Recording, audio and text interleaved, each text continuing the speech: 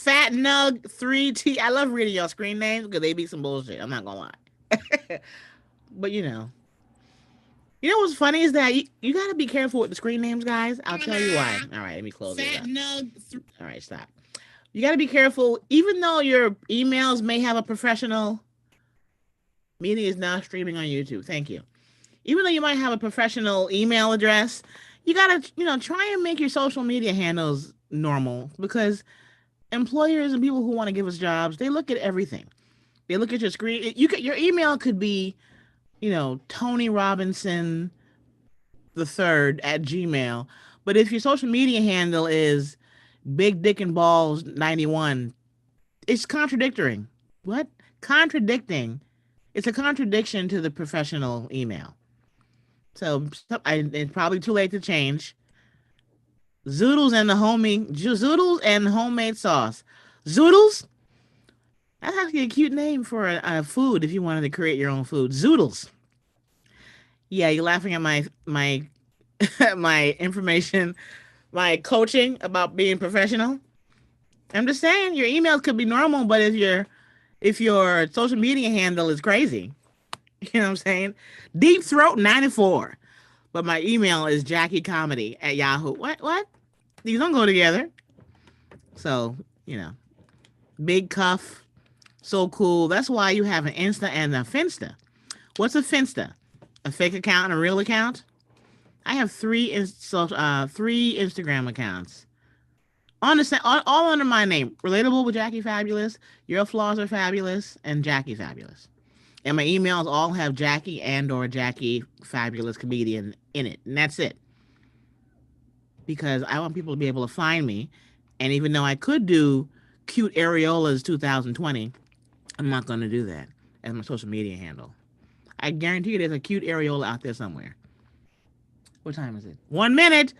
So go on to my YouTube. I'm interviewing William Grundfest. He is the creator and the founder of the Comedy Cellar, the probably number one club in New York on the East Coast, if not the world. And Finsta is a fake IG. They're not new. These are over a year old. I bought 2 more in different colors, but are they cute though? Who's cute though? Oh, yes, they are cute. Thank you very much. Want to see? No, I'm joking. Stop it. I love the Lord. Your Finsta can be jacket off. People use them to troll. I was telling my girlfriend that I wanted to troll a company, and she's like, girl, don't jeopardize your career. Use a fake IG. So, note to self.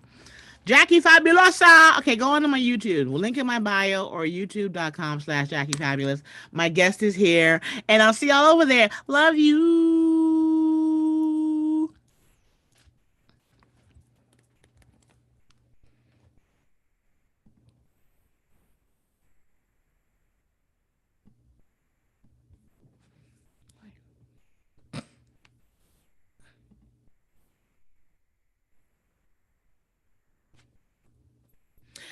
Billy.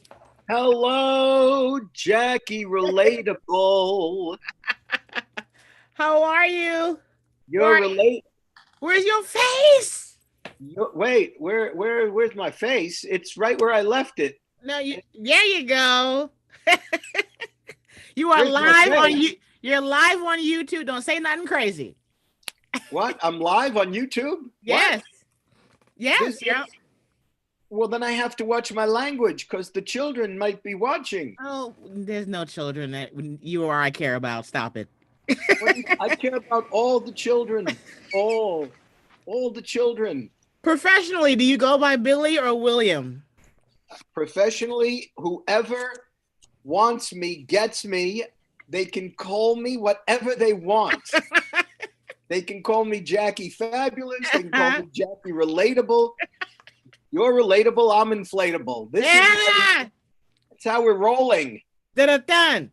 So, how are you? Are you safe? How are your kids, your wife, your neighbors, everyone? Oh, it's, here in Bel Air, it's a lovely day for a global pandemic. And I just want to say. You do live in Bel Air, don't you? I do, yeah. Wow. I made a couple of, let's put it this way.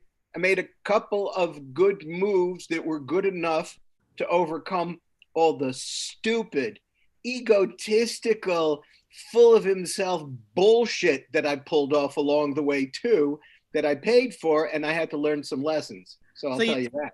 So you bought Amazon early on. Is that what you're saying?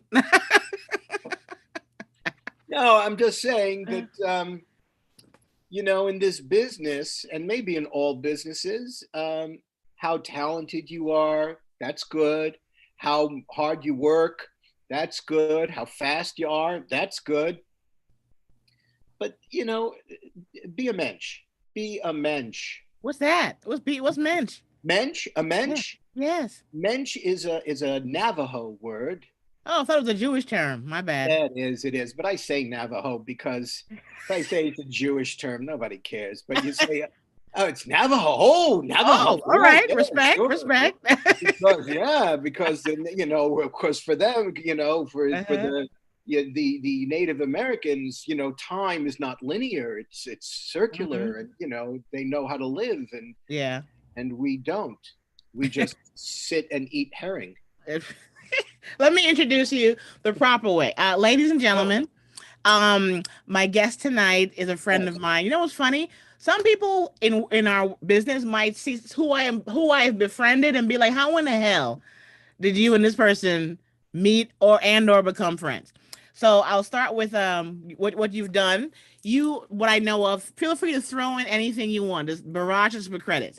But what I know is that you are a Golden Globe winner. For the TV show Mad About You, you guys. That was my big hit. My big hit. My blood and my guts is in every episode of that sitcom. Well, you were the writer and producer of it? Well, the is a strong word. Which one is it? I'm the only person you'll meet who will take issue with your articles.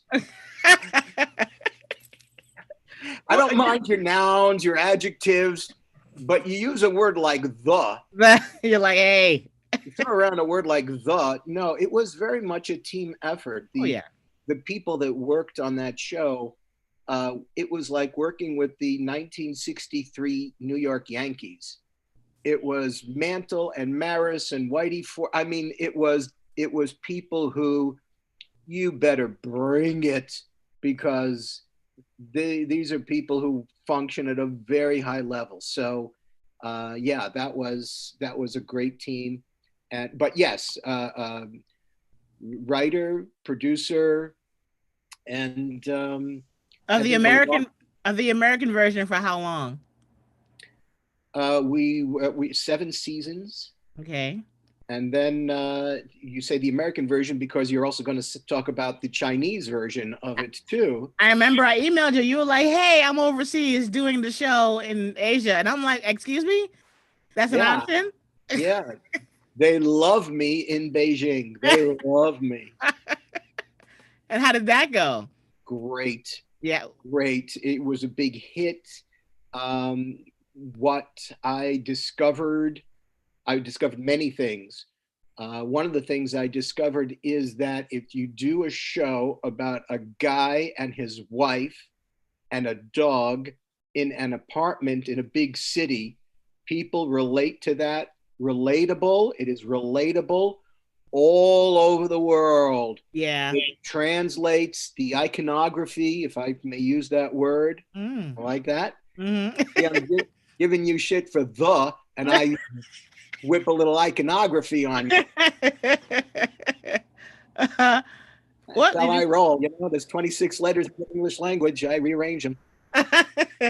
And you did the American version, the version in Asia, and you're also a stand-up comedian. I love how you guys like to leave that out. Whenever you guys give your credits, I'm like, hey, I don't care about any of that shit. Aren't you a comic?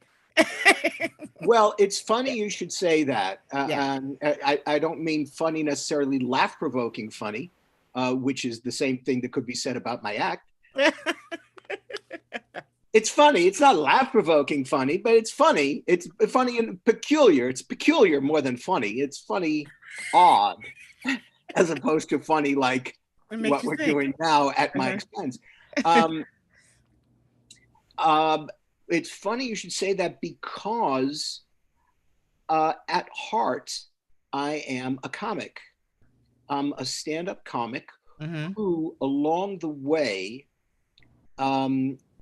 leveraged a skill set that fed my existence as stand-up comic, but also I learned how to use those same tools and maybe add a few more tools so that the career was wider than I don't want to say even just stand-up comic, because there's nothing just about it. No. There's nothing, and I mean that in all the ways. There's nothing just Mm-mm. about it. There's No. no justice in it, and there's nothing only about it. It is, the alpha and the omega. Yes. Even my diarrhea is a comedian. Every part of me. Why? Oh. Why would you say something like If you that? can do iconography, I can talk about my poop.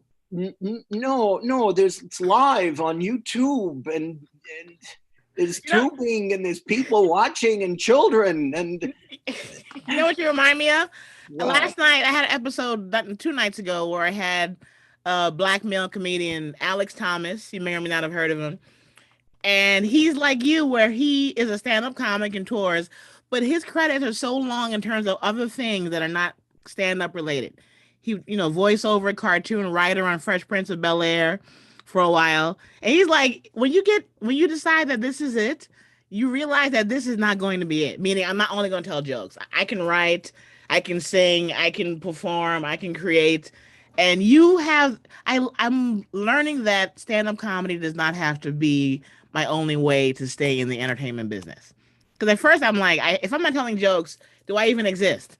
And I'm like, well, I could also, write and create stuff. And you've done that because you also, I didn't give you his full name, guys. William Grundfest, Oh, otherwise known as Billy Grundfest, fine. Grundfest. Fine. Now people are going to Google and they'll show up at the house. I don't need Yes. this. Yeah. And what is it? You also did was it a documentary or a show about Richard Pryor? What was that called? Well, you left off, so many of my I credits. said, go on and I want you to tell us. Tell us some of them.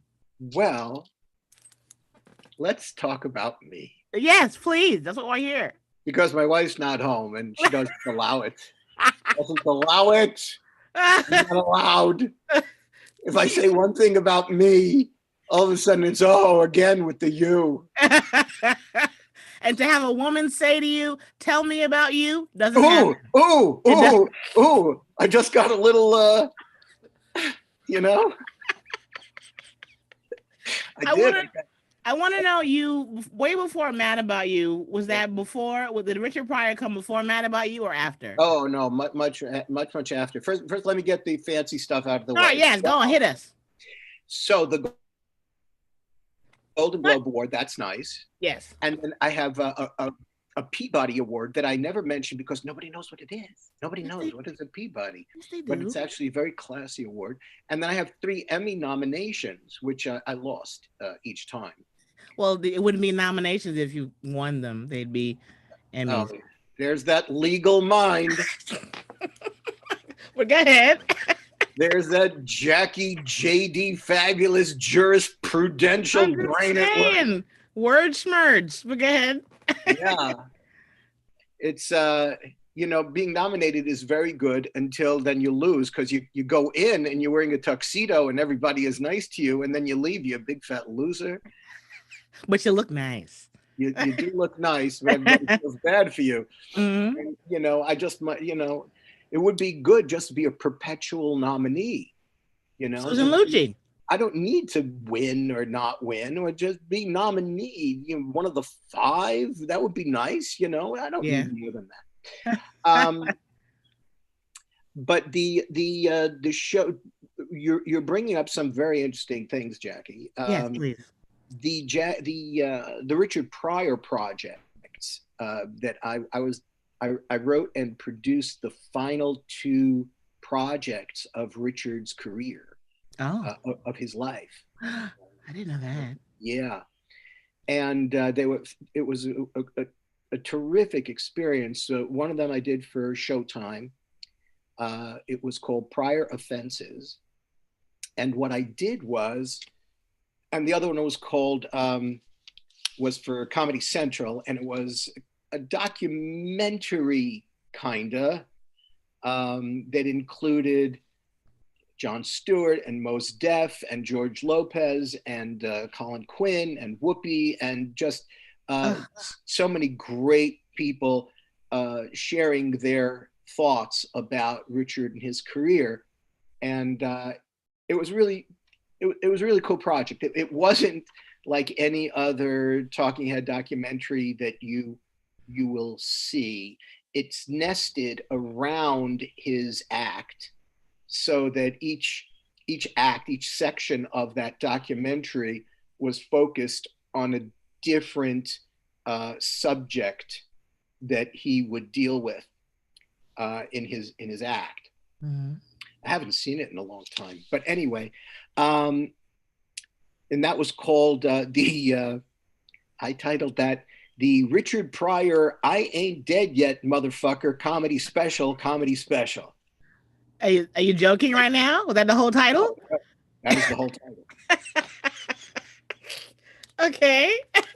Because I felt that if Richard was at the controls, that's what he would have called it. He would have called it the Richard Pryor "I Ain't Dead Yet, Motherfucker. Yeah. comedy special. So the other one, the Pryor Offenses, that starred Eddie Griffin, and he did a phenomenal job. But what I did with that show was, and the fact that there is a title page for a script and also on screen, but as a writer, the fact that it's a title page of a script that says written by Richard Pryor and Billy Grundfest, it's like, for a comic, it's like a song written by Lennon, McCartney, and Billy Grundfest. Yeah. That's how big that is. That was one of those moments that I felt like, I don't care what else happens in my career. Yeah. This is really great. Wow. And it was a great script, and we shot it in Canada. Mm-hmm. And Eddie Griffin was there. What I did was I took Richard's stand-up and if I can use the word, deconstructed, because I already used the word iconography. And you're in for a dime, you're in for a dollar. You know what I'm saying? So if we can do we've done iconography, deconstructed, and motherfucker. So, and those are the three words you want to use really as often as possible. What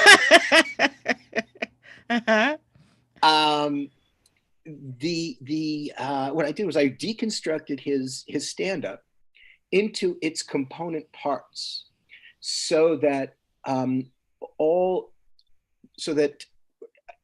out of, let's say, all the stuff that he does about women, about white women, I would, that was one section that became one character. And then all his stuff about black women, that was all into a character.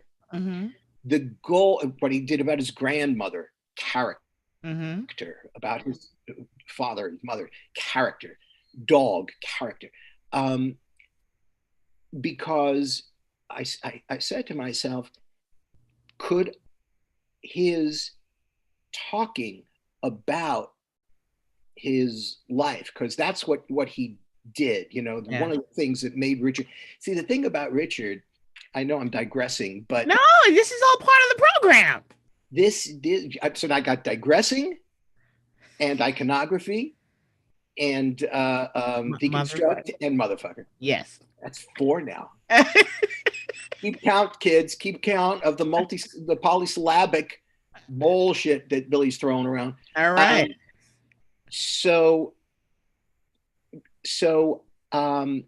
he was, such a master at not just being autobiographical and being authentic, because a lot of you could use that word to describe it, a million guys or million comics.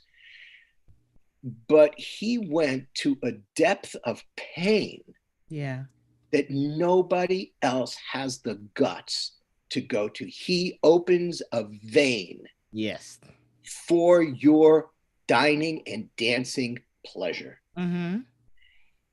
And the subtitle of Prior Offense is, the phrase, laugh till you cry. Mm-hmm.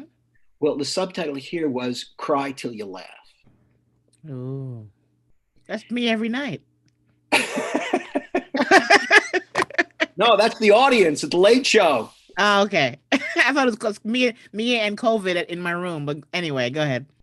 So what I did was I wanted to make it a film. I wanted to make this, let's put these characters that he's talking about, including himself, let's make them three-dimensional human beings. Let's see the conflicts. Let's see it play out.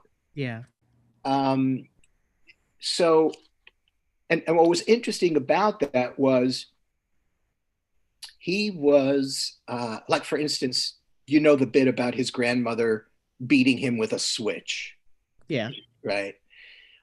Well, so what we did was we would have Eddie Griffin, right? He played the Richard character. Mm-hmm.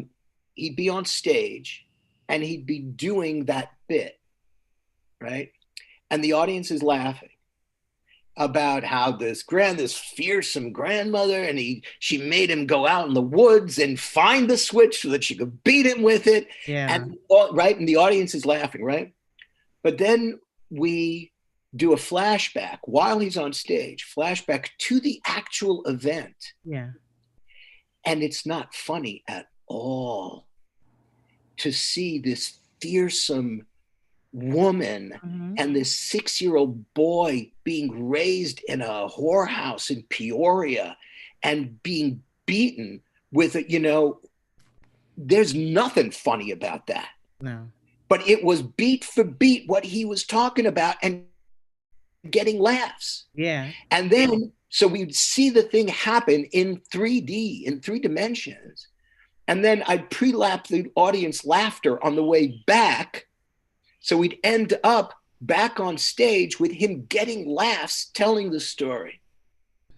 It was like whiplash. It was like comedy whiplash. It's like taking this classic bit and pulling it inside out and showing you, don't you realize the depths that this man is going to, the vein he's opening, the pain that he's willing to encounter and create from that clay comedy gold.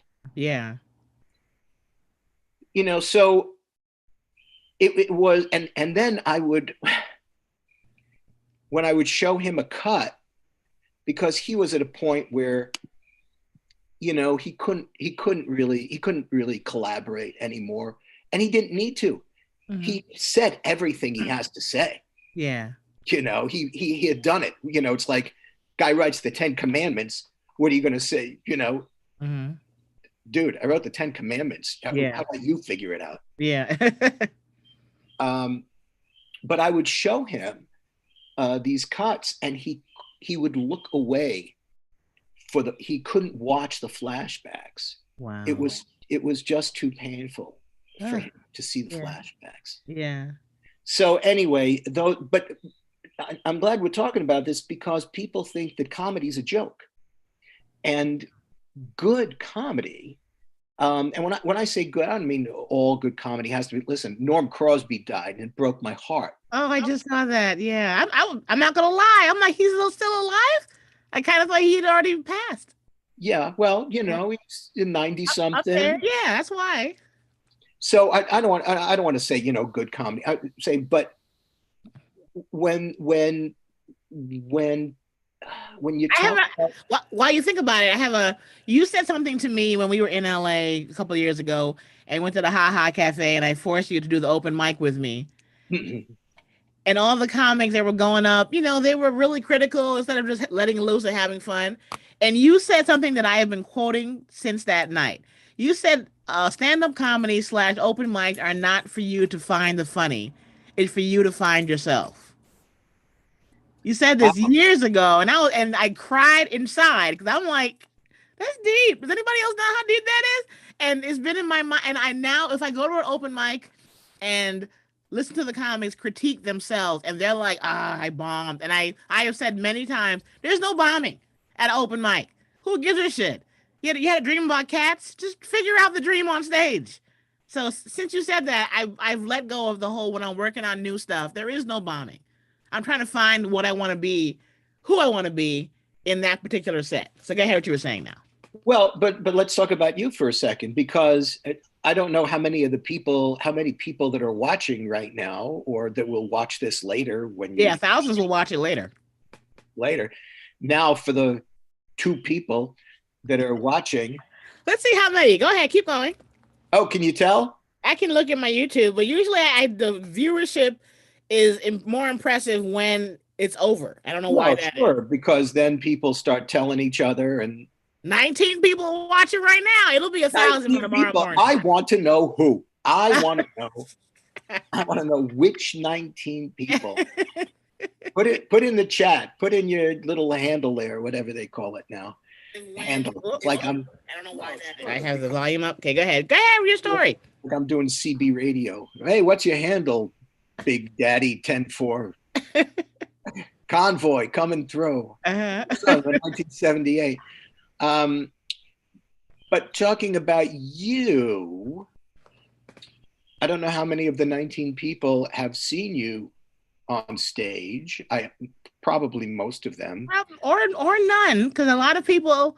I thought when I did America's Got Talent that more people would be, I know who she is.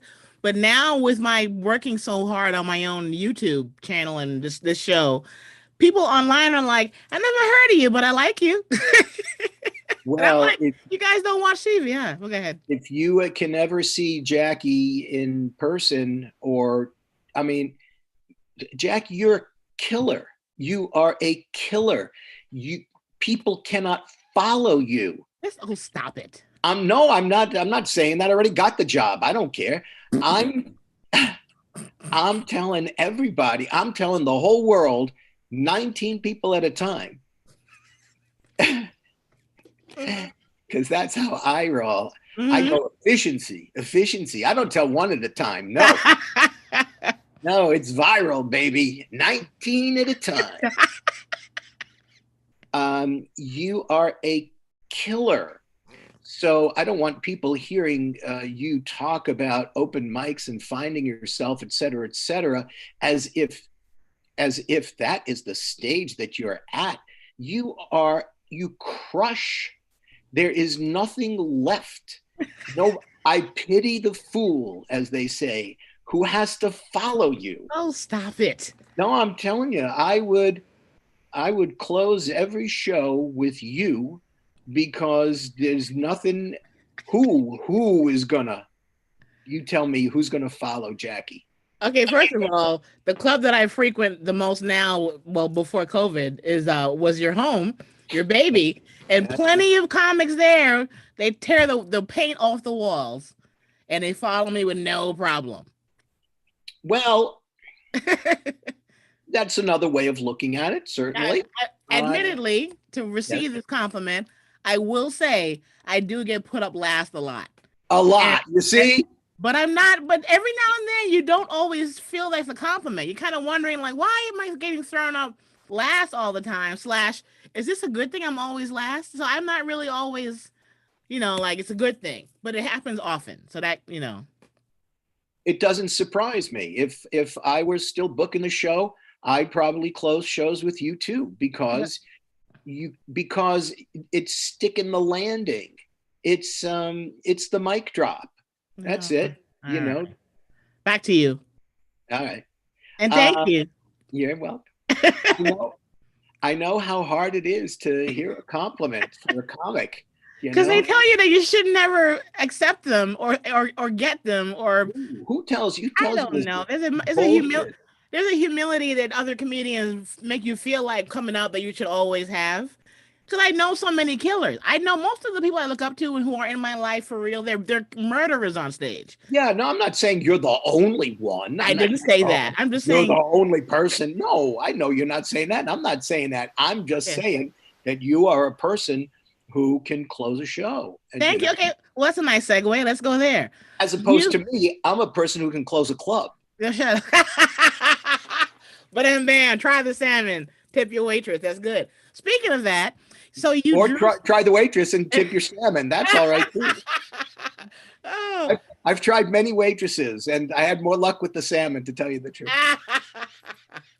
You bought a hard hat and made some blueprints and got a hammer and some nails and walked down to McDougal Street, and you are the founder, creator, builder, maker of the Comedy Cellar.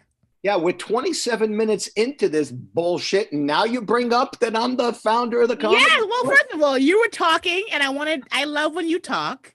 And second of all, what's the matter with the last half hour being about the Comedy Cellar? Wait, say that again, that part. I like hearing you talk. Oh.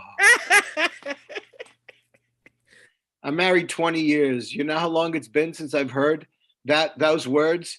20 years. I love hearing you speak. Oh my God. Oh. Okay, you get a cigarette. I'll tell these guys.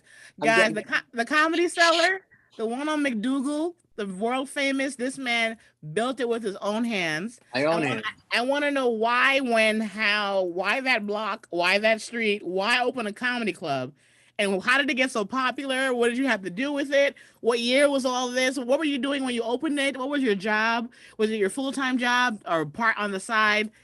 Go. Each one of those questions is a different podcast. No, it's not. We can make this a 19-parter. We're friends forever. I'm saying. Well, here's the thing. Yeah. I've been doing whatever it is that I do since I'm 5 years old. That's way back. Go ahead. Way back. I know that this is a bigger backswing than you expected when you asked, how did I found the Comedy Cellar? But, you brought up salmon, so let's go upstream and find where they spawned. Yes. And then if the bear doesn't eat us, then we'll be able to continue the line. Okay. So my parents. You went up a little bit. You got a little bit older. Okay. I went to 5, and then I went, well, let's 8, 9-ish. Yeah, go ahead. Even before 5. Oh, yeah, before that. Yeah. So my parents were immigrants. My parents came to America in 1951 after World War II. I don't know if you heard about it. From where? Where'd they come from? Well, the most recent place was they met in a refugee camp in Austria.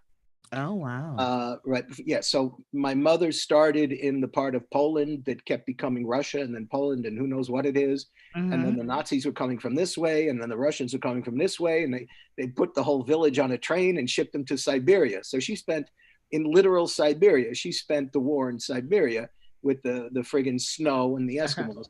And then not a lot of Eskimos in Siberia, but it might have been. Who knows? A lot of Jewish Eskimos in Siberia.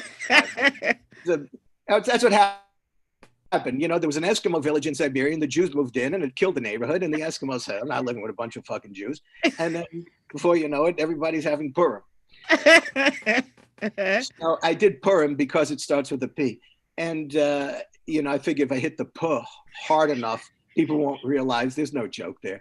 But if I hit the P and keep going, it's a little Robert Williams kind of thing. So anyway, my point is this, because if you keep moving, they can't hear you didn't get a laugh.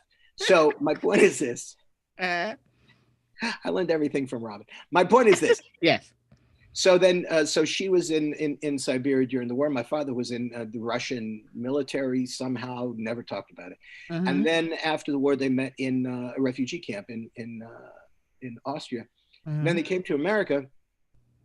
And so my earliest memories really were about taking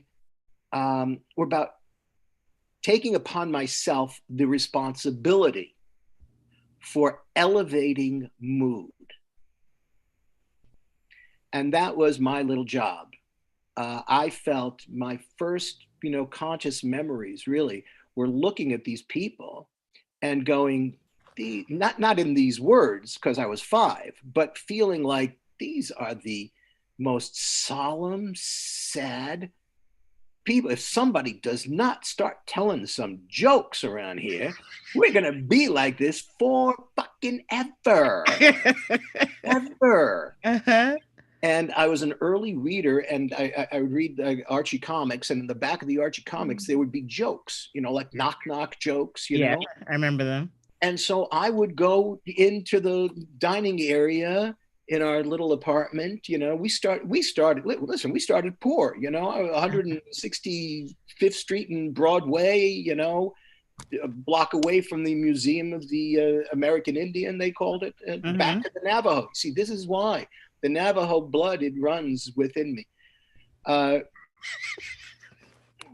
Of course, not as many Navajo get bar mitzvah anymore. But what is my point? My point is, so then I would start with knock knock jokes because I didn't have any material.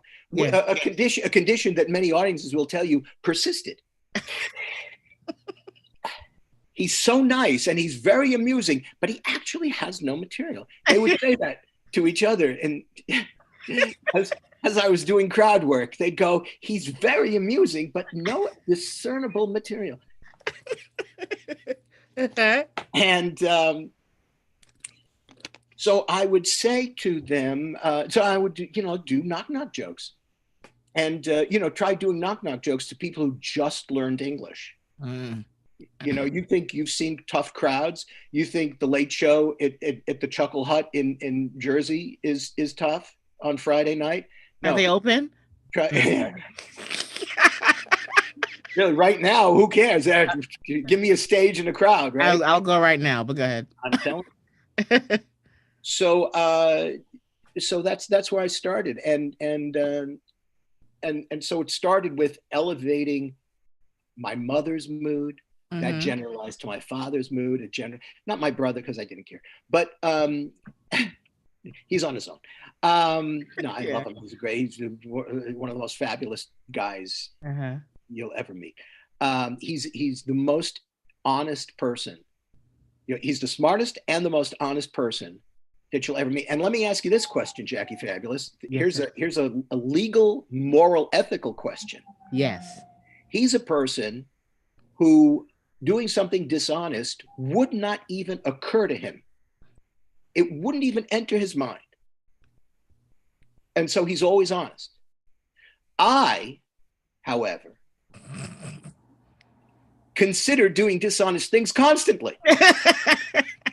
But I don't do them. You're human. Now, which of us is the better person? Better is relative. Good is relative. Sometimes you have to do what you have to do, regardless of whether or not it's horrible. No. I never do anything dishonest. I never. But I think about it. So that means you might kill a small family at some point before you die. Because it's all pent up inside like an ulcer. I am the better person. I'm the better person because I consider doing something wrong and then don't. Okay. And that makes me a better person. One could say that his heart is more pure because he always does the right thing, and you're corrupt. Are you gonna take his fucking side? Are you gonna? This line of questioning I object to. First of all, what's the relevance? All right. Oh, I love the irrelevance. Every time I go to the zoo. What? And by the way, my wife and I got married at the Los Angeles Zoo. Were you broke? No. It costs a couple of shekels to get married at the zoo. No, it was a good thing. It was a good thing. We get catered and everything, and the elephants were there, and they watched the whole thing. And whose idea was that? We love animals. We've got so many animals in this house. It's unbelievable. We've got dogs, we've got cockatiels, we've got rabbit, we've got a chicken, we've got a bearded dragon. None of those are zoo animals. Those are all basic home pets. They're not home pets. You try feeding all those things all at the same time. Everybody has needs in this house. Plus, I have a dream where I do want chickens one day. I love fresh eggs. Anyway, we are off track. Get back to the Comedy Cellar. Yeah, 6:37. We got 23 minutes left, and I'm still I'm not even out of Austria yet. No, there's no time limit. You Oh, have a lot. You have a busy life. I want to I go to just bed. want to know. I want to know how many of the 19 people have lost consciousness. No, they're now 31. 31. Yes. Oh my God. Hello there. You missed the part where I was telling everybody how great Jackie is. There's 12 people who missed the part where I was, because 31 minus 19 is 12. They missed the part where I was saying how wonderful you are. I'm gonna repost all this where everyone will see everything later. Okay. Yeah. So then, so elevating mood became my reason for living. Oh wow. And when I look at the arc of my career, Mm-hmm. that is the clear operating system. Mm. That is the organizing principle for everything that I've done. Mm-hmm. They all look very different because a stand-up comics, the things that I've done, stand-up comedy, I had a radio show on NBC in New York. You did? Yeah, for WNBC before they sold the station. WNBC 66, WNBC, Wild Bill Grundfest here, the Wild Bill Grundfest show. It's 14 minutes after 6. You were that guy. Eagles. You were that guy. Okay. I was that guy. When Howard Stern got fired, it created an opening, and I'll tell you that story, but you're asking about the Comedy Cellar. So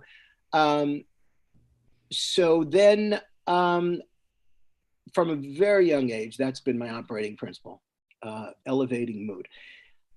They would send us to camp every summer. Who's they? 2 months. My parents Okay. would send my brother and me to, not my brother and I, my brother and me, they would send me to camp. That's it, folks. Really, the I and the me thing, I have it up to here. Everybody trying to pretend that they're educated by misusing the I. No, there's no shame in saying me. Sometimes that's the grammatically correct thing, for God's sake. Say me. I mean, don't say me. Don't say, oh yeah, and then Billy, what? No, send you, me, not the me, the you, me. Okay. Hope that's clear. So then they would, in Los Angeles, if you send your children away for a weekend, Yes. you are considered, oh, what a great parent. You're, the independence that the children must, for a weekend. Uh-huh. In New York, in those days, they sent you away for 2 months. Oh yeah. Sleepaway camp. Uh-huh. And then they had the balls to tell you that it was some kind of sacrifice on their part. Uh-huh. No. What are you, 2 months without having to be a parent? Are you kidding me? Then you get the month before where you're coasting because you're going, okay, I get through this month, and then they're gone for 2 months. And then you have the month after because you're refreshed because you didn't have the kids for 2 months. So that's 4 months out of the year that your parenting is bullshit, total, thorough, deep bullshit. I need to reel you in. What's going on? Okay, we're getting to the Comedy Cellar. So then in the summers in camp, I was like a Mel Brooks. I was like a 7-year-old Mel Brooks. I would be part of the counselors that would be writing sketches and song parodies for Color War and for the different, Mm-hmm. and that's where I more fully professionalized it. And I learned how to write sketches and how to be in sketches and how to do all that. And found myself at a very early age. I know it doesn't seem it, but I realized early on that I was a neurotic New York glasses wearing Jew. And there's so few of those in this city. So few. And I realized then who I was. Okay. And then in school. And then in college is where I started. Where'd you go? What school did you go to? I went to Penn. University of, not Penn State. Yes. Penn State. I know, snob. Okay, we get it, snob. Go ahead. But it was a long time ago. It was a much easier school to get into. I'll tell you. It was a long time ago. It was so long, Ben Franklin was still provost. That's how long. And it wasn't just Quakers. It wasn't just Quakers with the football team. No, it was actual Quakers. Actual Quakers. And I started doing stand-up for real in college. Okay. And this is before anybody was doing stand-up. In those days, if there were Norm Crosby was working, and maybe 300 other human beings were comedians in the country. Maybe. Really? There was nobody. Nobody was working. Well, what year was that? Was it 70s, 60s, 80s, 70s? Okay. Yeah. So 1972, 73, 74, 75, 76. These were, if you didn't know there was, I don't even think there were 300 professional comedians.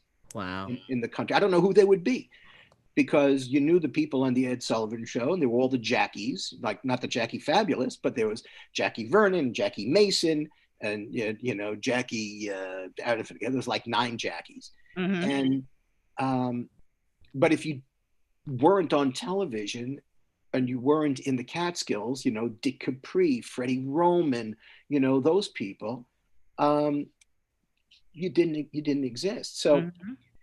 I started doing stand-up, and I started creating performance spaces in college. That's where it really, the Cellar really started for me in college, where I would turn unused storage rooms into comedy spaces. Wow. One of which remains to this day in the Quad. I turned it into, I physically, you talk about, Bill took hammers and no, it was a storage room. I physically cleaned the place because it had low ceilings and brick walls and mahogany wood, and they were using it to store chairs and tables.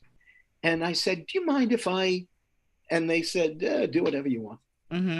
And turned it into it's called the Rathskeller, and it seats maybe 60 people. Yeah. Just the sweetest cherry of a room. Oh my God. So intimate and warm. You just walk into the place. Yeah. And you get that. Bad crowd walks into that place, becomes a good crowd. Okay. So anyway, but I would do that with student lounges. The 10th floor lounge at High Rise North, comedy show, Thursday, 8:00, come. And there'd be 10 people, there'd be 20 people, there'd be whatever it is. Whatever it is, yeah. And I didn't know what I was doing. And we would talk, I would talk, oh my God, I haven't told these stories in so long. Yay. There was a club in Philadelphia called Grendel's Lair. It was downtown Philly. And I would talk the owner of it into letting us do shows after his show. So if they had, Bonnie Raitt or somebody come in, typically folk singers, I love Bonnie Raitt. Yeah. So in those days, she was schlepping around. Yeah. And I think she's from Philly, from that area. Okay. So I would say to him, "Hey, look, we'll do a show after, right? Free. You don't have to pay us nothing, right? You sell a few extra drinks, and we get some stage time, and everybody's happy." Yeah. And he would say, on occasion, he'd say, "Okay." Yeah. So turning unused space into a space for comedy is something that goes way back for me. And when I moved after college, I moved to Boston. I had a radio show in Boston on WITS, Information, Talk, and Sports. The Red Sox station. I had a comedy show. Here's what I sold them on. I had a weekend show, Saturday and Sunday nights from 7 to midnight. And I would play comedy albums, cuts from comedy albums, as if I used the clock of a music show. So it was the same format as a music show, but instead of playing, the Beatles or whatever, I'd play Bill Cosby. Here's Cosby with Noah. Here's Bob Newhart. King Kong on a whatever. Yeah. And I would take calls from listeners, and I would Yeah. do all that. So I started my first comedy club in Boston, actually, at the back room of a place called the Springfield Street Saloon. Saloon. Okay. Yeah, it was a chuck wagon themed restaurant Okay. because why not? Mm-hmm. It had an actual stagecoach. It had a wagon wheel. It had and back there, I think I put Stephen Wright on stage for the first time. Wow. Yeah, and I did two good things for comedy. One Okay. is I gave Stephen, I think, his first platform, Wow. and the other is there was another guy. I will not mention his name because I don't know if he likes this story or not. And Gotcha. he's very, very rich now, and I don't want him to hurt me. Okay.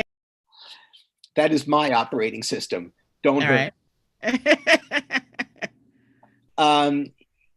This guy created software that became extremely popular and got bought and made him, one of these gazillionaires. Yes.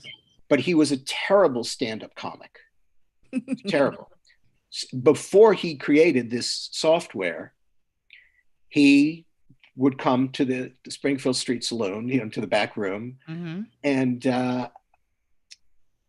I told him, I said, listen, I don't even want to use his first name. I said, listen, you're a smart guy. You're a nice guy. Mm-hmm. This is not a thing for you. Yeah. Don't do this. Don't waste your life pursuing something for which you clearly have no ability. I say this from love. Don't do this to yourself. What else are you doing with your life? How many times did you have to see him tank before you pulled him aside and gave him that talk? Well, you've raised two different questions. One is, Yeah. I saw him enough. Okay. Okay. And the other is, Billy, do you listen to the audience when you're assessing someone, if you have to assess somebody? Mm. And you see, notice how I parsed out those two things. Yeah. And the answer is, I do, but it's not dispositive. Because there are people who, there are comics who can kill, but who might not be, quote, right for what it is I'm trying to do at that point. That's my whole career. That's your whole career? Every audition I did not get, they're like, we love you, but bye-bye. Almost every. Look ahead. Well, you could ask Jon Stewart how many times he came in second to all the jobs. There's the kind of standard joke is, it came down to two people, me and the guy who got it. Yep, that's me a lot of the times. Yeah, I've learned to come to grips with that. That's just the way it is. Yeah, but it's I'll tell you, Jackie. I'll tell you what I've told. Only me. Good. I'll tell you what I've told many people. Yes. Specifically, Jon Stewart, mm-hmm. and Bill Maher. Okay. When we were still speaking to each other. Yeah. But feel free to tell that story if you want. I love it. No. All right. You brought it up, so I'm just giving you the option. But they actually both experienced kind of similar things where, Jon was the host for a Paramount show called The Jon Stewart Show. It was a talk show. Yeah. A typical talk show. Yeah. And it lasted, I think, one season. Wow. And Bill was the host of a syndicated talk show. Mm-hmm. I think it was called America All Night or something like that. Mm-hmm. And they replaced him with David Brenner. And, as I said to him, I said, the reason they replaced you with David Brenner is because they could. I implored both of them to not try to play somebody else's game, Mm. not be a commodity, um, Mm. because the I implored both of them to do what it is that only they Can could do. do. Yeah.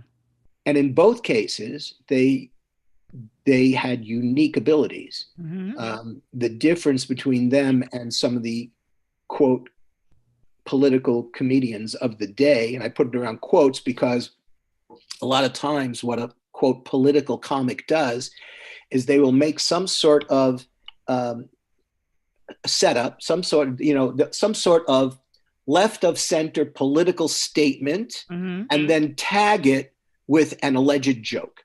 Mm. And the comic level of the joke is really kind of, okay, fine. Yeah, kind of a throwaway. Oh yeah, it's nothing that you would write and go, Mm-hmm. oh, that's great. Yeah. Low level of difficulty kind of thing. With Mm-hmm. those two guys, it was the actual observation itself that was laugh provoking, Ah. and that's different, especially with John. Mm-hmm. John's observations themselves are laugh provoking. Mm. Um, uh, Bill, when he's not doing the monologue now, is like that. Okay. When he's doing the monologue, he's doing Carson. Yeah. And it's great. Mm-hmm. It's great, but it's Yeah. a Johnny Carson monologue. Yeah. Great. But anyway, my point is, if you can play to your strength, if you can create a demand Mm. that can only be filled by you, Ah. Yeah. then you'll have zero competition. Mm. Now, you may find the audience for that is very small or very big, Mm-hmm. but you won't have any competition for that audience. Gotcha.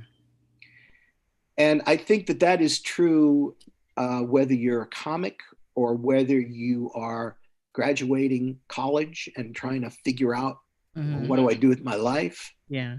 or whatever.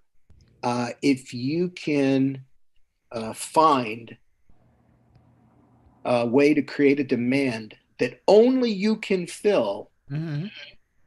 that's a good place to be. And what that usually requires is finding an intersection of two sets in the Venn diagram. Now, I've done iconography, I've done deconstruct, I've done motherfucker, and now I'm doing Venn diagrams for you. Were you ever a teacher or a professor at the university level? I feel like you have been. We'll leave it for another. But anyway, so the Comedy Cellar. All right. Comedy Cellar. So then when I moved to New York, and I was doing the college circuit at the same time, but not college circuit as Bill Grundfest, funny guy.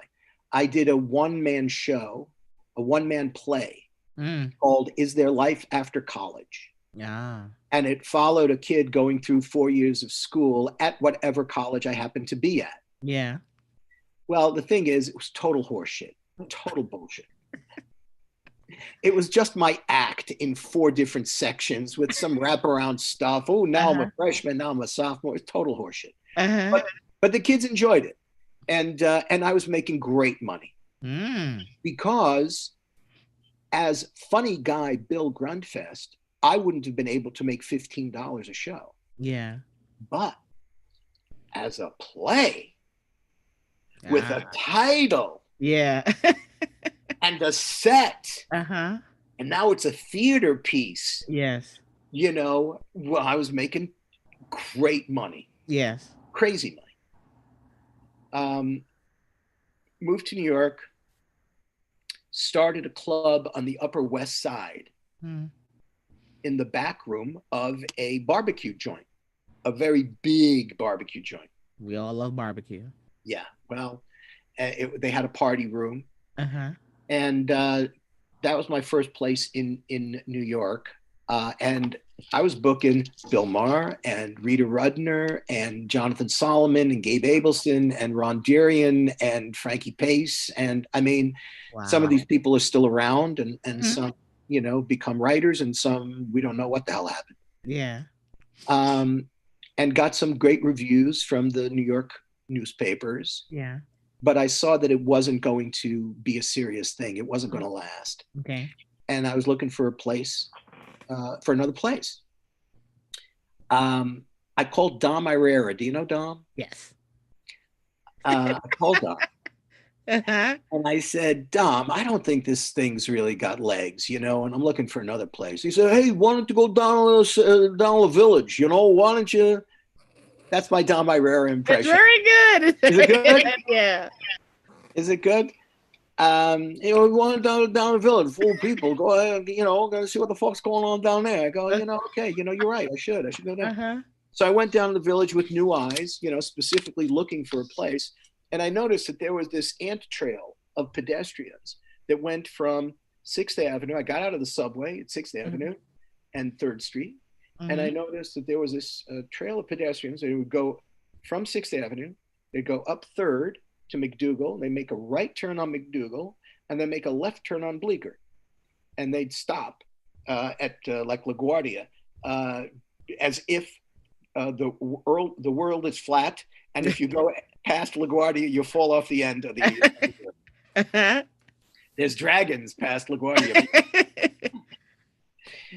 and I said to myself, because on Sullivan dead, on Thompson dead, Nothing. nothing on McDougal.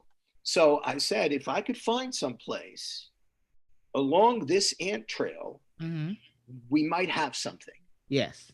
And I went in every upstairs, downstairs, back room thing. It went every place Yes. in that, and I walked past what is now the Comedy Cellar 2 or 3 times Yeah. because it did not look appetizing. It was a cellar Uh-huh. Literally. and dark stairs, Uh-huh. and down at the bottom of the staircase of fluids that I could not identify. This was New York, I was and about to say it's called New York Character. It's not called Fluids. Don't be rude. yeah, New York, 1981. Yeah. That's what it was called. That's before it got, before the M&M store opened in Times Square. Yeah. Before it became safe. Yeah. This is still where you gotta, Uh-huh. what was that? Uh-huh. Which was a good way to grow up. You grow up, you get tough or die. It's like Boy Named Sue. You grow up in New York, you got to watch out. It's always going to be a part of me no matter where I am. Yeah, that's right. Mm-hmm. And you will always be a part of it. So I walked past a couple of times, and then my go-to maneuver was, when I went into a place, I'd go to the men's room, Mm-hmm. because I knew that the space that I was looking for would be right next to the bathroom. Okay. So and they said, oh yeah, it's downstairs. And I walked into the Olive Tree, and it was Charlie Chaplin on the walls, the Chaplin movies and slate tables and chalk and the whole thing. And I walked down the stairs, and I walked into this room, and I'm telling you, Jackie, What? it was like the curtains parted and the angels had horns, and it was like, I saw the whole thing in front of my eyes. What as was I down walked there? into that room. It was low ceilings, it was brick walls, it was mahogany, it was stained glass, it was a piano, it was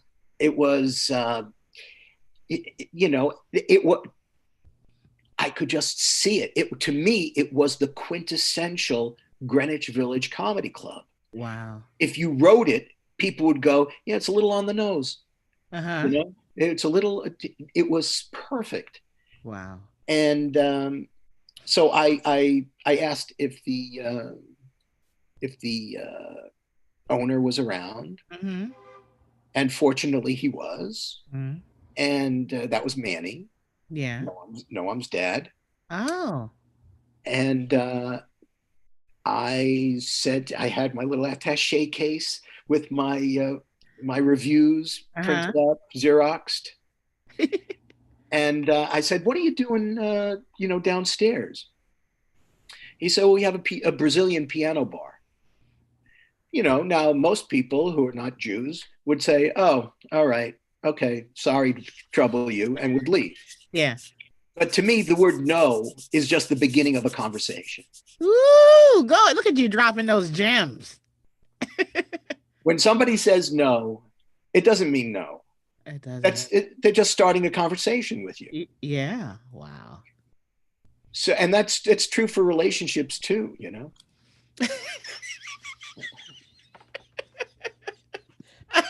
Okay. Some call it stalking, but Don't call it catching a charge, but whatever. Tomato, tomato. you know, if you want to judge the past through the lens of today, go ahead. I can't stop you, but that's not how I roll. Um, so he said, we're doing a Brazilian piano bar. I said, well, what time do you get busy? And he said, 10 o'clock. I Perfect. said, oh, okay. Yeah. How about this? So Mm-hmm. I showed him the reviews. Mm-hmm. I said, this is what I've been doing uptown. I'm looking for a new spot. Oh. So he saw, okay, well, he's got some reviews. He seems Mm-hmm. like a nice guy. He's got an attache case. That He always means dressed, you're official. that's always, he dressed up to come and look. Okay. Mm-hmm. I said, how about this? I want to start a comedy club, and we can do it Thursday, Friday, Saturday nights, 8 o'clock. We'll be out by 10. So your folks won't even know that we've been there. Mm-hmm. If your people come earlier than 10, they can come with no cover charge. They can Mm-hmm. come as our guests, whatever. And that way the room will be alive Yeah. before the Brazilian thing happens. There'll Mm-hmm. already be people in the room, Yeah. and it'll have a whole better feel. And then we'll have a cover charge. We'll have a minimum. I'll pay for the comics. I'll Yeah. pay to get the crowd. Uh-huh. I'll do all of that. There's no way you don't have to pay for anything. Yeah. And they'll be covered in the minimum. You sell food and beverage and everything. And there's no way for you to lose. Will Mm-hmm. you win a lot?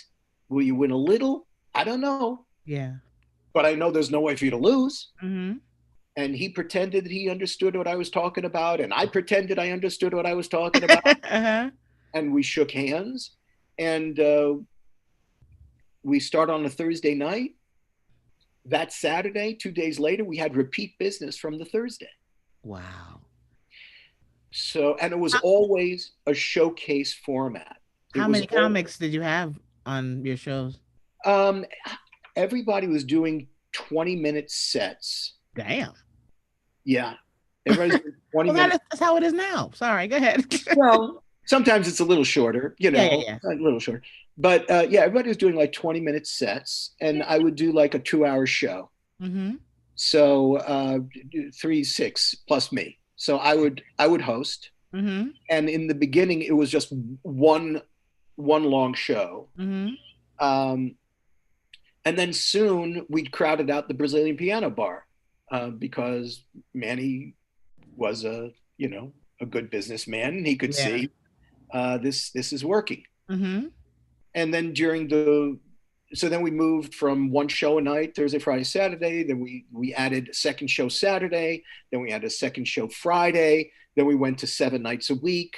Uh, but the shows 7 nights a week, like Sunday through Thursday, the shows was one long show. We'd Uh-huh. start at 9, end at 2, and you could come, you could go. Mm-hmm.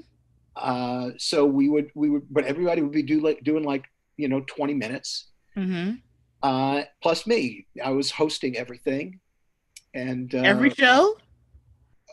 most. All week long? I would let other guys do Monday and Tuesday Okay. because I needed Rest. rest. Yeah. And then John Stewart, he likes to tell this story about Hmm.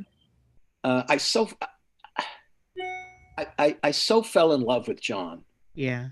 and I don't fall in love with anybody Excuse you. except you. Thank you. Okay, go ahead. Um, but when I when John came, Mm-hmm.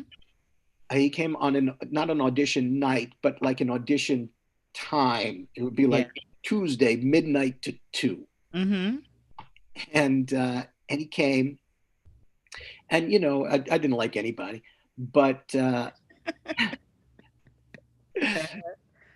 and it's not that he got any laughs. He didn't get any laughs, but Uh-huh. Yeah. what he was trying to do was really interesting. Mm-hmm. He was trying his observations about society, Mm-hmm. about politics, about whatever the hell it was. It was Mm-hmm. his observations themselves that were laugh provoking, in Okay. spite of the fact, and this goes back to what I was saying previously, parsing out, do I listen to the audience or do I listen to me? Mm-hmm. Um, so even though he couldn't buy a laugh, um, he couldn't buy a laugh with a fistful of 50s in a whorehouse. You know what I'm saying? Uh-huh. Um, what he was doing, I felt immediately needed to be supported. Mm-hmm. And I said afterwards, after his set, and he was a pure monologist. Mm-hmm. I don't know what By the that way, is. let me ask you this question, Jackie. What's a monologist? A monologue? A guy with that does monologues?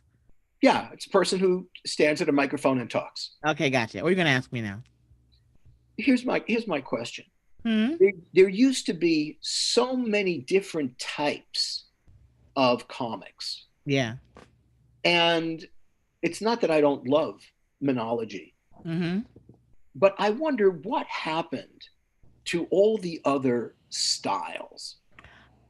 I think I think the quest to be famous in some way, shape, or form has kind of made the desire to be different dissipate throughout the years. Oh, but that's just the exact opposite of what one needs to do. But I know, but I just know, and Be I famous. I have fallen victim to it also, where you get so caught up in the when is my next opportunity going to come that you forget about. Well, just be a great, innovative, different. Be you. Don't worry about what the bookings are going to be and what's going to come in your way. Come your way. Just get better at what you do, and that's kind of gotten fallen by the wayside because everybody wants to, they want credit for what they can do for the craft, and they want it by any means necessary. Here, Norm Crosby died, right? We were Yeah. talking about Norm Crosby, right? His act was malaprops.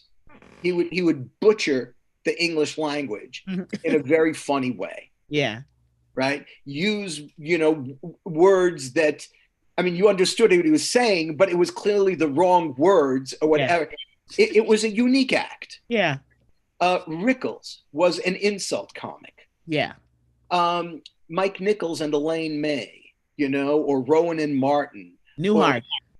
well, I'll get to him, right? Okay. But so you had the double acts, Yeah. right? We had two guys, Smothers Brothers, Mm-hmm. two guys doing music. Yeah. Here are two folk singers. Oh, but wait a second, they're Yeah. not they're not just folk singers. They're hilarious, Yeah. and they're brothers, and they have this. Mom always liked you best. Yeah. Sibling, right? It was a play. It was Yeah. theater.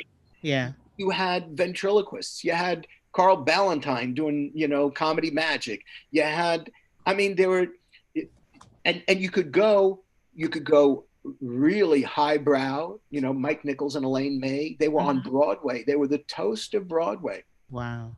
Two people Yeah. doing scenes. Mm-hmm. That were built from improv, and then they became scenes. Mm-hmm.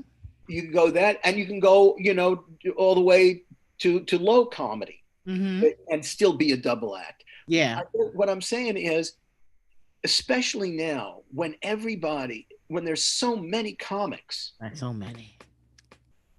there's so many. Forget it. When I started, there were 300 comics in the country, and now there's 300 comics on your block. Yeah. Uh-huh. Being different is so important. Newhart, the telephone act, there were 5 people doing telephone acts, right? Newhart did, and you could see the whole scene from what he was implying from his end of the phone conversation. Yeah. But Newhart was doing that. Shelley Berman was doing that. Betty Walker was doing that. There are probably 5 people doing telephone acts. I guess what I'm saying is that getting laughs for a comic today, and I could be wrong. Mm-hmm. I've been wrong before. My wife assures me. How is it possible to be wrong this much? Just because of your anatomy, it's a given. You're going to be wrong a lot. But a marsupial, just the odds. A marsupial throwing darts at random would be right more. Sometimes you're not. Oh, sometimes a man is not wrong, but God forbid, we don't want you to think you're right. We got to keep you in line. Yeah. It's control a lot of it. Control you. I'm sitting in a house in Bel Air that I bought, and I'm going, what the? Thank you for your breath. Thank you for the gift, but you have no power here. Yeah. Okay, what is my point? My point is that getting laughs is necessary but insufficient. To become a star today, being different is almost more important than being great. Ooh. I'm not speaking as a comedy purist when I say that. Yeah. Because as a purist, I go, be great however you're going to be great. Yeah. But as a whore, which I wear the badge proudly, because to me it's show business. It's not show art, as somebody once said. Yeah. It's show business. To me, when there's so many people doing it, being different is, I don't want to say it's the first thing, but it's 1B. So you got to break through the clutter. And how you do that, everybody does it in a different way. But there's got to be a reason for this person to be on that stage and not be replaceable by 1,000 other people. Yeah. So, and there have been music acts, comedy music acts, and there's all kinds of different ways to do stand-up.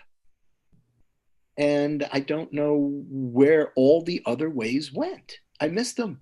A lot of the other ways I have witnessed at the Comedy and Magic Club, like you go there to watch a show or to be part of a show, and it could be a ventriloquist, a juggler, a magician, and then in there somewhere a stand-up comic, then an illusionist.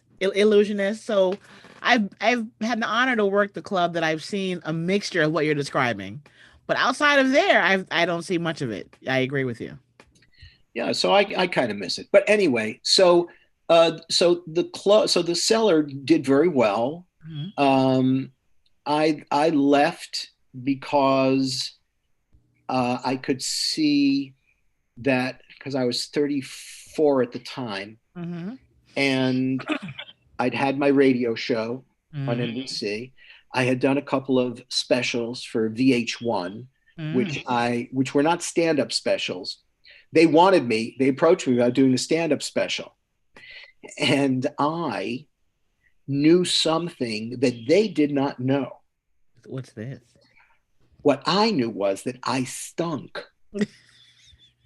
Okay. I would do very well with the audiences, but there was no real there. Okay. And so I said to them, hey, how about this? For the same money that you would spend on a stand-up special. Mm. I will write a story-based special that will wrap around your music videos, because VH1 was a music video channel. Yeah. And so the music, the songs that we'll use, we'll select them to advance the story. And I'll write it and I'll star in it and I'll cast it and all that stuff. They pretended that they understood what I was talking about. I pretended I knew what I was talking about. Yeah, you'll notice the key to success in show business is be full of shit, but look them straight in the eye as though it's totally real. With charisma.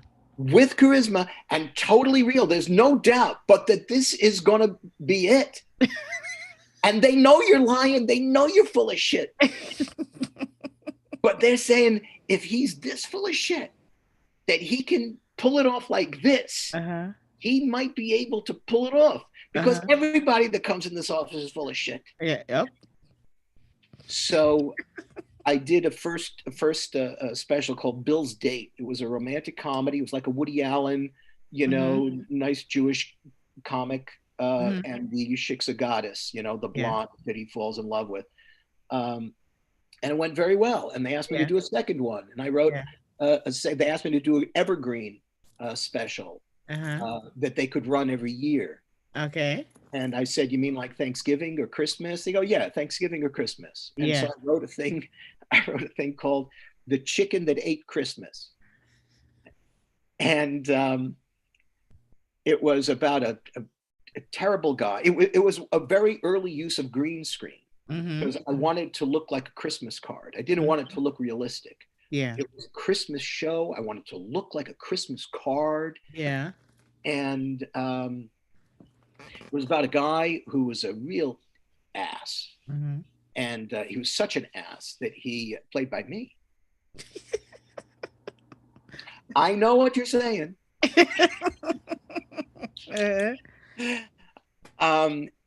He was such an ass. He was such an ass that he worked for a company that made chemical waste.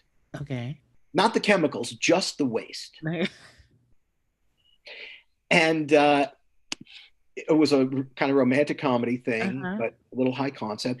I don't know if you know Patty Rossborough. She played my fiance, and Reggie McFadden. Do you know Reggie? That sounds familiar. Yeah. Tall African American comic who played an elf. Before they did the movie, way before Will Ferrell did it. Mark Cohen. Okay. Mark. He played a guy in a chicken suit who was my guardian chicken. He saved my life. I'm going to jump out. I was going to commit suicide. The character is going to commit suicide, and he gets saved by his guardian chicken. And who better than Mark Cohen? Yes.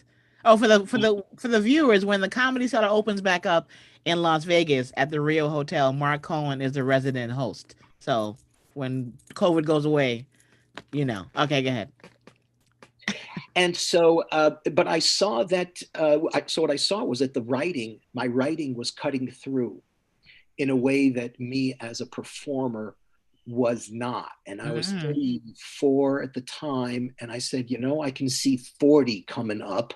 And I'm not going to be the cute, neighbor at 40. I don't think there's a sitcom coming in my future. But this writing thing seems to be speaking to people. Yeah. And so I wrote my scripts, and I came to Hollywood. And I got to say that as far as the Comedy Cellar goes, maybe I got the Cellar through its high school graduation. But Noam has taken it to levels that neither Manny nor I ever imagined. Really? He has led this operation with such Really, I don't even know what the word I is. would say sanity, because I interviewed him 2 nights ago, and I said to him, "No, I'm most impressed that you run this seemingly really complicated club, several locations, and you always seem a little bit stressed, but you still seem sane. You still seem like you can converse, and you're sleeping at night, drinking water. Like you still see you have your wits about you, but you have 11 shows a night in each venue, and it's been going on for years." And did he tell you, he likes to say this? Did he What? say, "Look, I just turned the lights on"? Did And I keep telling him, I keep saying, no, no, you don't. he? You do a lot more than that. But I Yeah. got to tell you how right he is. Yes.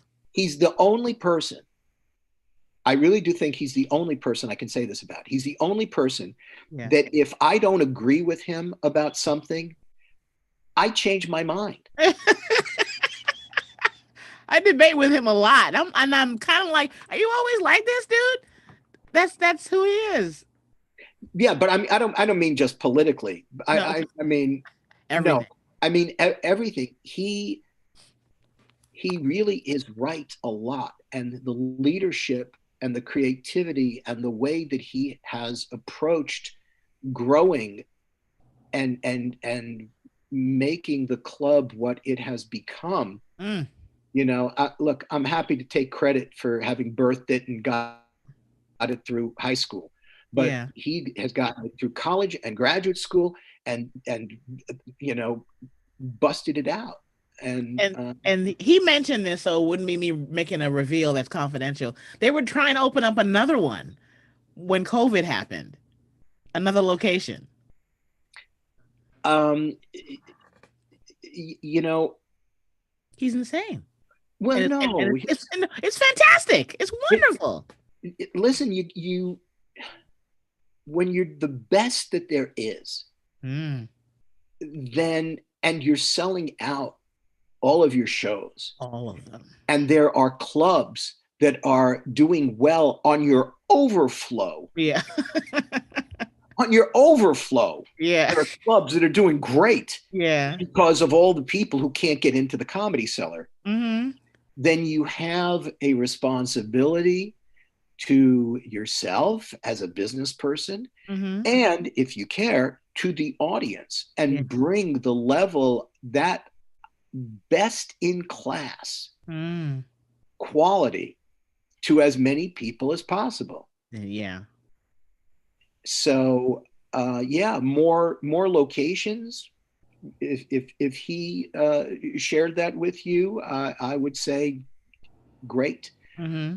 So but yeah, it's fine for me to get some credit, but he has done an unbelievable. And Esty, how do we Another not talk about Esty?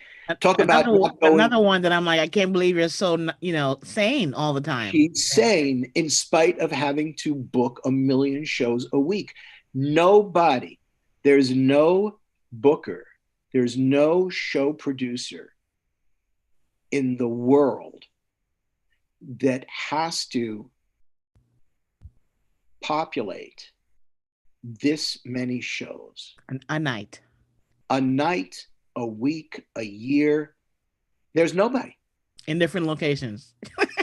in different locations, Uh-huh. and in a way that has taste, and in a way where the show builds properly, Mm-hmm. so that the audience is happy with the experience. Mm-hmm. She's the wind beneath the wings. Mm-hmm.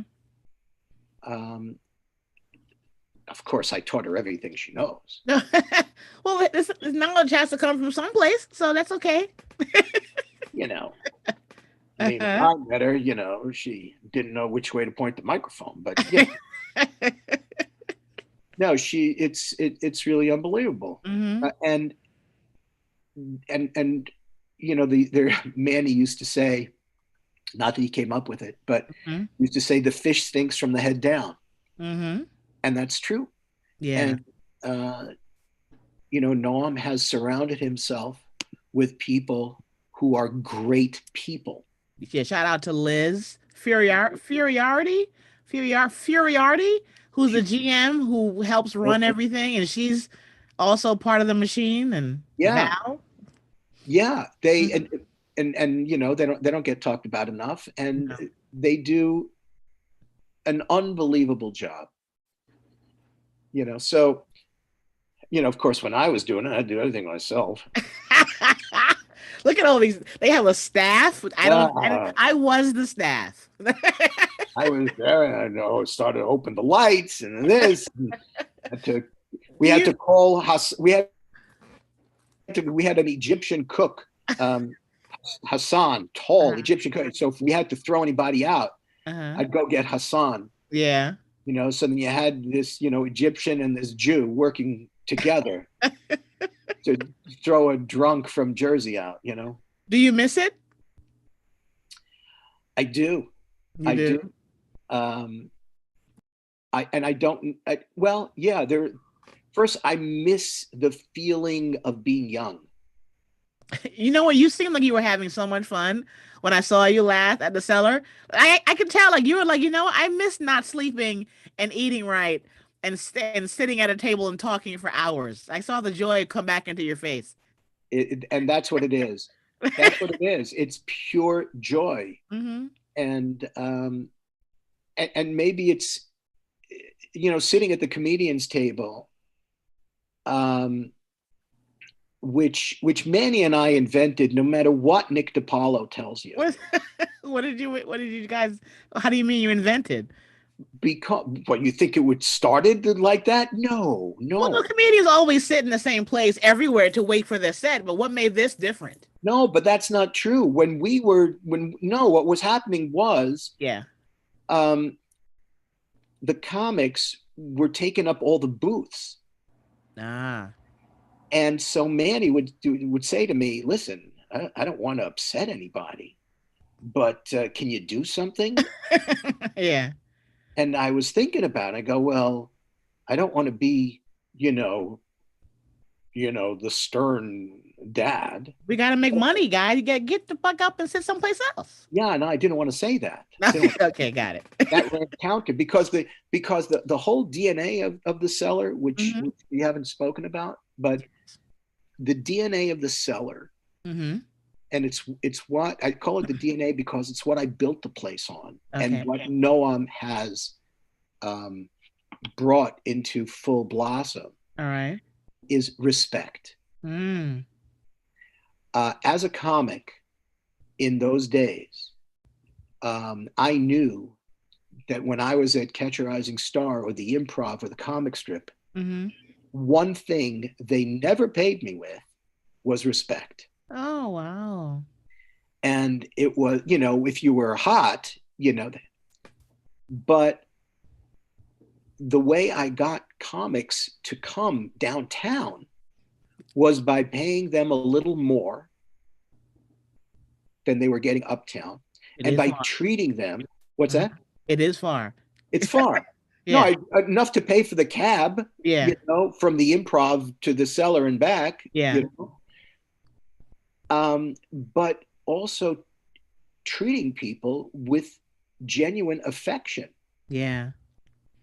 which I had and have for anybody that has the balls to get up on that stage and to try this most peculiar of all art forms. Hmm. Uh, I respect just the very attempt. That doesn't mean I'm going to book you. What I love about how much they respect the comics is that at the McDougal location, when I walk in the door to start my evening of shows, someone from the very gracious wait staff hands me a bottle of water before I even get like up the last step.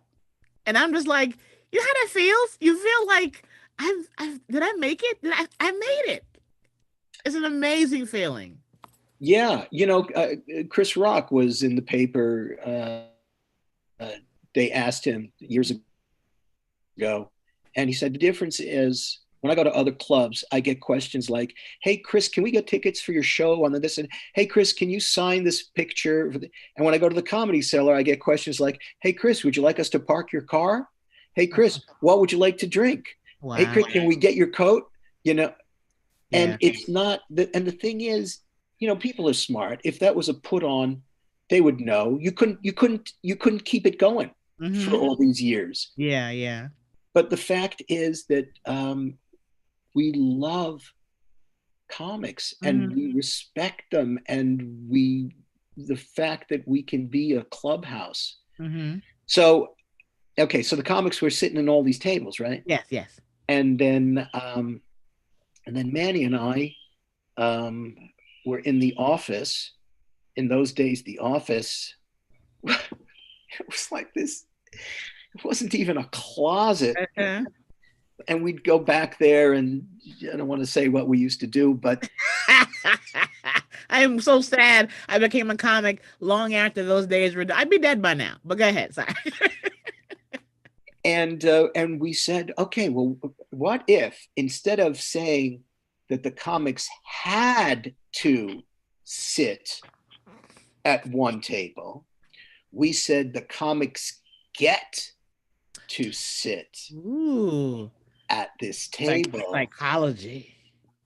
that was reserved just for, and if you had not passed, if you were not a Cellar act, you Yes. could not sit at that table. Yes. So only Cellar acts. And what happened from that was, in addition to what you see now sitting around the table, Mm-hmm. it really helped the quality control issues, Mm. because that now, instead of, if somebody didn't show up for their 10:20 spot, instead of me having to call the Improv to see if Steve Scrovan was there, Mm-hmm. I could go up to the comedians table and see who was sitting there.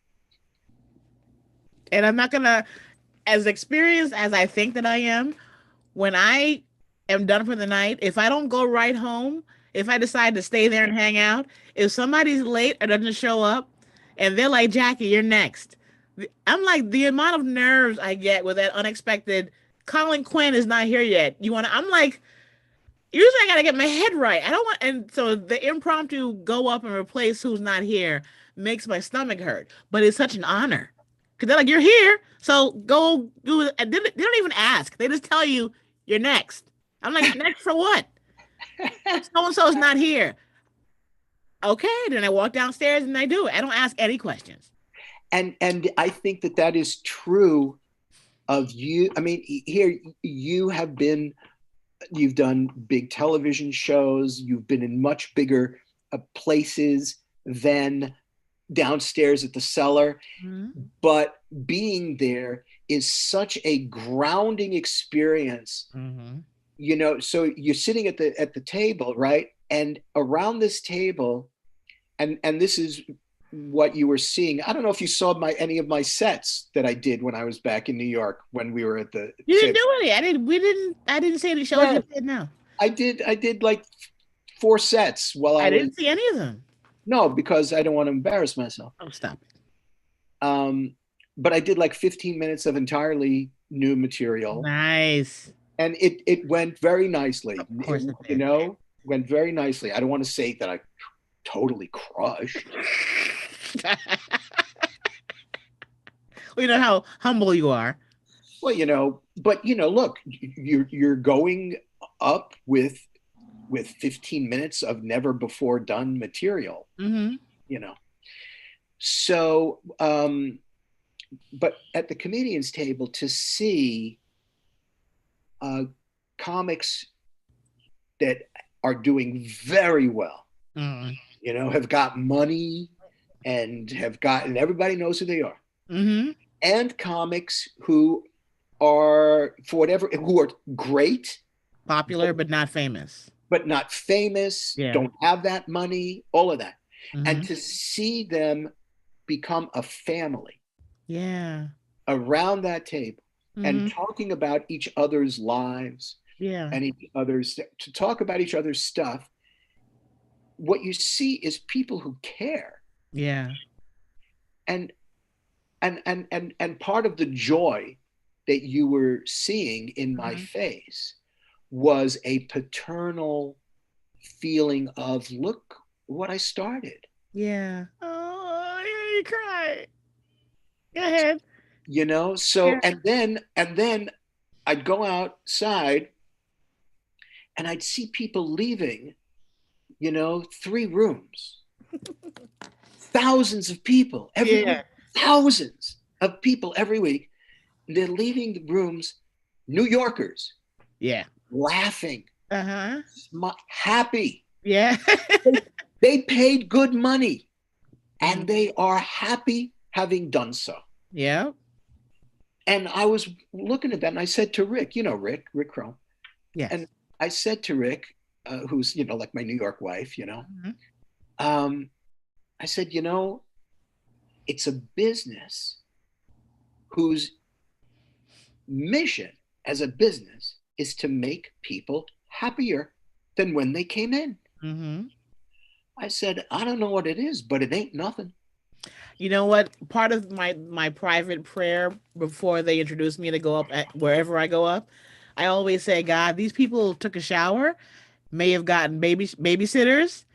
You've probably been in their phone in their calendar all week. If not you, then the show. So when you get on that stage, give them what they came here for. That is my one and ongoing prayer before I say a word. Yes, So God bless you for saying that. I have said to, unfortunately, more than one comic, yeah, I've said almost exactly that.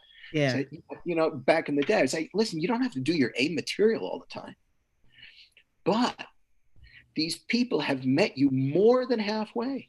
They yeah, got a babysitter, they parked a car, they bought tickets and the thing, and 2 drink minimum. I'm not saying do your road act every time, yeah. you know, But but perform. bring it. Yeah, Come on. yeah, yeah.